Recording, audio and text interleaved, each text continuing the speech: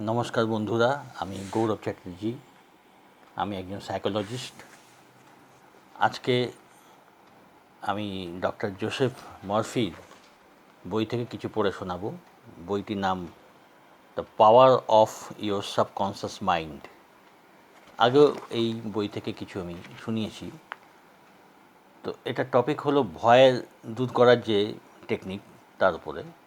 তো কথায় বলে যে স্বপ্নের বাঘকে মারতে গেলে স্বপ্নের বন্দুকেরই দরকার হয়। মানে ভয় বা প্রায় সব জিনিসই অবচেতন মনের মধ্যে তৈরি হয়, মনের ভেতরেই ওটা আসে। তো ওটাকে দূর করতে গেলে সে মনের বা অবচেতন মনেরই প্রয়োজন হয়।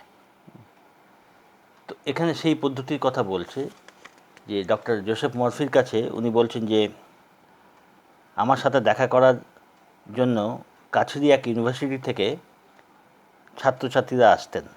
তাদের মধ্যে বেশিরভাগ ছাত্রছাত্রীর একটাই অভিযোগ থাকতো যে আমি প্রায়ই পরীক্ষার হলে মুখস্থ করা জিনিসও ভুলে যাই।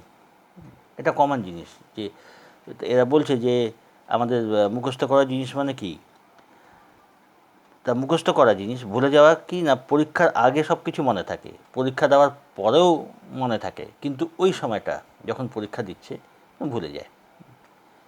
তখন ডক্টর জোসেফ মরফি এটা দেখলেন যে এদের ব্যাপারটা হলো পড়াশোনা করছে, মনেও থাকছে, কিন্তু কি হচ্ছে না, এরা ফোকাসটা করছে ব্যর্থতার দিকে।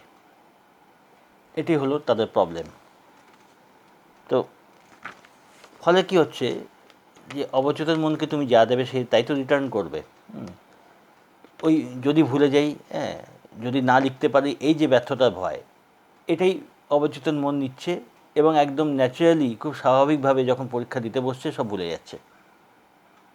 তো এটা স্টুডেন্টরা অনেকেই ফেস করে থাকবে, বা যত সুন্দরভাবে লিখতে চাইতাম অত ভালোভাবে এক্সপ্লেনই হলো না, এরকম হয়। তো সেক্ষেত্রে উনি বলছেন যে একটা এক্সাম্পল দিচ্ছেন যে শিলা এ নামের কোনো স্টুডেন্ট, মেডিকেল স্টুডেন্ট, উনি যখনই কোনো লিখিত বা মৌখিক পরীক্ষা দিতেন ওনার মস্তিষ্কে সহজ প্রশ্নের উত্তরও আসতো না। আমি ওনাকে এই জিনিসটার কারণ বুঝিয়েছিলাম যে আপনার নেগেটিভ বা নেতিবাচক চিন্তাধারা ভয়ের দ্বারা প্রেরিত হয়ে পড়ছে। ভয় দ্বারা শক্তিশালীভাবে জড়িয়ে থাকা চিন্তাধারা অবচেতন মনে সাকার হয়ে ওঠে। তো অর্থাৎ সেই যুবতী নিজের অবচেতন মনের কাছে এমন অনুরোধ করছিলেন যে সেটা যেন ওনাকে ফেল করিয়ে দেয়। মানে অজান্তে ভয়কেই তিনি প্রশ্রয় দিচ্ছিলেন।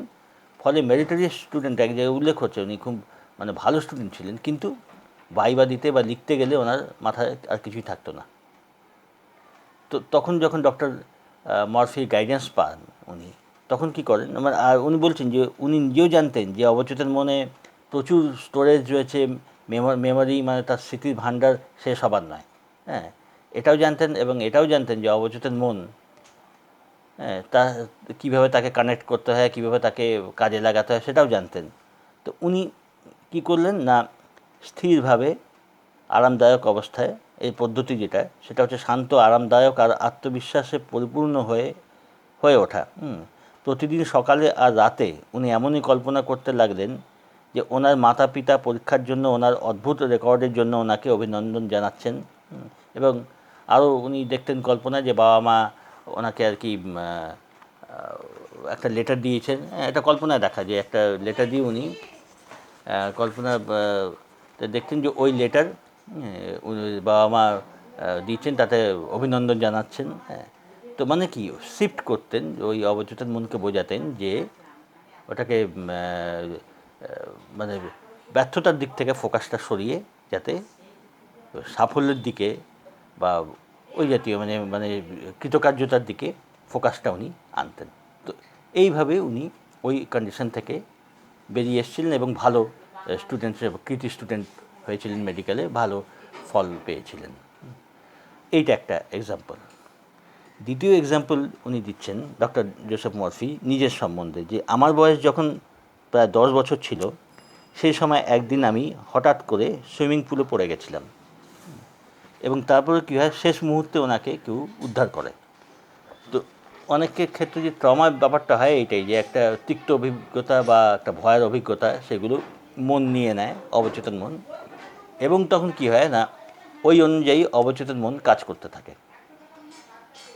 তো ডক্টর মরফির কী হয়েছিল, তা সেই যে ভয়টা বাচ্চা বয়স থেকে মনে ছিল, সেটা খুবই তাকে কষ্ট দিত, জলের ভয়। তো বলছে যে আমি নিজে এই ভয়কে এক বুদ্ধিমান মনোবৈজ্ঞানিককে জানালাম। উনি আমাকে বললেন যে সুইমিং পুলের কাছে যান আর জলের দিকে তাকিয়ে থাকুন, সেটা কেবলমাত্র একটা রাসায়নিক যৌগিক। জলটা কি?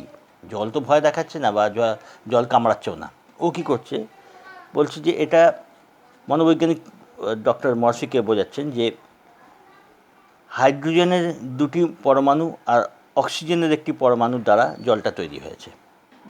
সেটা নিজস্ব কোনো ইচ্ছা হয় না, কোনো জাগরুকতা হয় না, কিন্তু আপনার কাছে এই দুটোই রয়েছে। মানে জলের কোনো ইচ্ছে নেই, কোনো জাগরুকতা মানে চেতনাবোধ বা যেটা আমরা বলি আর কি, বলে থাকি যে জল মানে না ওটা নিজের থেকে কাজ করছে বা না কিছু, ওটা একটা জাস্ট যৌগিক পদার্থ, রাসায়নিক যৌগিক, হাইড্রোজেন আর অক্সিজেন মিলে তৈরি হয়েছে। তো এই অক্সিজেনের আর হাইড্রোজেনের যে মিক্সড একটা যৌগিক, তো সেটা তো ভয় পাবার কিছু নেই, ওটা জল সবার জন্য সমান। তো ওনাকে সেই মনোবৈজ্ঞানিক বললেন যে একবার আপনি যখন এটা জানতে পারবেন যে জলের নিজের কোনো শক্তি নেই যে আপনার ক্ষতি করবে, এটা বুঝে নেবেন, তখন বুঝবেন যে জল মূলত একটা নিষ্ক্রিয় জিনিস। তখন জোরে জোরে দৃঢ় কণ্ঠস্বরে এমনটা বলুন যে আমি তোমার ওপর জয়লাভ করব। এটা সেই মনোবৈজ্ঞানিক ডক্টর মরফিকে বোঝাচ্ছেন যে মনের শক্তির দ্বারা এর থেকে মানে সেটাকে কাজে লাগাতে। তখন জোসেফ মরফি তাই করতেন।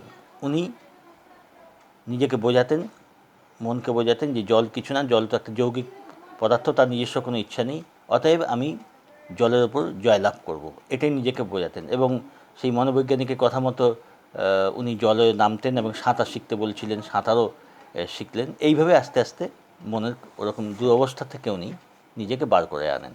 তো এটাই হলো মূল যে পদ্ধতি। তো সেরকমই বলছেন যে আমি তেমনই করে এক নতুন মানসিক দৃষ্টিভঙ্গি গ্রহণ করি আর অবচেতন মনের সর্বশক্তিমান শক্তির প্রতিক্রিয়া ব্যক্ত করে, এবং সেটা আমাকে শক্তি, বিশ্বাস আর আত্মবিশ্বাস প্রদান করে। এই জিনিসটা আমাকে নিজের মনের ভয় থেকে মুক্তি পাওয়ার সমর্থ করে তোলে, আর আমি জলের ওপর জয়লাভ করি। এখন আমি প্রতিদিন সকালে স্বাস্থ্য আর আনন্দ প্রাপ্ত করার জন্য সাঁতার কাটি। তো বলছেন এটা মনে রাখবেন যে আপনারাই হচ্ছেন জলের মালিক। মানে ওই জলের মালিক কি, জল তো আর নিজে একটা নিষ্ক্রিয় একটা যৌগিক পদার্থ, হ্যাঁ। তো জলটা তো আর মালিক হতে পারে না আমার কাছে মন আছে, আমার কাছে ভালো চিন্তাধারা আছে, নির্ভয় হওয়ার ক্ষমতা রয়েছে, সুতরাং জলের উপর তো আধিপত্য আমি করব। তো এইটাই ডক্টর জোসেফ মরফি নিজেকে বোঝাতেন, এবং এইভাবেই আস্তে আস্তে উনি জলের যে ভীতি থেকে উনি নিজেকে বার করে আনেন। তো তাতে কি দেখানো হচ্ছে, সেই ভয়ের ওপর জয়লাভ করতে গেলে সেই মনেরই সাহায্য নেওয়া হয়েছে। আর তার কী হচ্ছে না, ওই অটো সাজেশন, যেটা আগের ভিডিওগুলোতে আমি ডিসকাস করেছি, ভিজুয়ালাইজেশন, অটো সাজেশন, মানে নিজেকে স্থিরভাবে, শান্তভাবে, একটা শান্ত জায়গায় নিজেকে স্থিরভাবে রেখে কল্পনা করতেন যে আমি এই ভয় থেকে মুক্ত। মানে আগের এক্সাম্পলে যেমন সে মেডিকেল স্টুডেন্ট, সেও কল্পনা করতো যে সে কৃতকার্য হয়েছে এবং তাকে সবাই কনগ্র্যাচুলেশন দিচ্ছে, তার বাবা মা তাকে খুব প্রশংসা করছে, এটা ভিজুয়ালাইজ করতো এবং ব্যবহার হয়েছে। এবং পরবর্তী ওটাতেও ডক্টর মরফি নিজেকে অটো সাজেশন দিতেন, বা যেটাকে আমি আলোচনা করে চেয়ে নিয়ে অ্যাফার্মেশন, পজিটিভ অ্যাফার্মেশন। সে অ্যাফার্মেশন ডক্টর মরফি নিজেকে করতেন যে জলকে ভয় পাওয়ার কিছু নেই, জল একটা সাধারণ যৌগিক জিনিস এবং তার উপর আমি জয়লাভ করব। তো এই অ্যাফার্মেশন আর ভিজুয়ালাইজেশনের খুব সুন্দর, এটা কিন্তু একটা এক্সাম্পল। প্রথম ওটাতে অ্যাফার্মেশন তো আছেই, মনে মনে সে নিশ্চয়ই সে মহিলা করেছে, মেডিকেল স্টুডেন্ট, এবং নিজেকে ভিজুয়ালাইজ করেছে সাকসেসফুল হওয়ার জন্যে। আর এই দুটো এক্সাম্পলে মেনলি অ্যাফার্মেশনের উপরেই জোর দেওয়া হয়েছে। সেই ডক্টর মরফি নিজের লাইফে ভয় থেকে দূর করার জন্য, ভয় থেকে বেরিয়ে আসার জন্যে অ্যাফার্মেশনকে কাজে লাগিয়েছেন, পজিটিভ অ্যাফার্মেশন। তো এইভাবে জিনিসটা ভয়কে দূর করার জন্য এই মনোবৈজ্ঞানিক পদ্ধতি নেওয়া হয়েছে। এই নিয়ে পরে আরও ডিসকাস করব অন্যান্য ভিডিওগুলোতে। তোমরা সবাই ভালো থাকো, সঙ্গে থাকো, আর ভালো লাগলে চ্যানেলটাকে লাইক করো, সাবস্ক্রাইব করো, আর ভালো থেকো।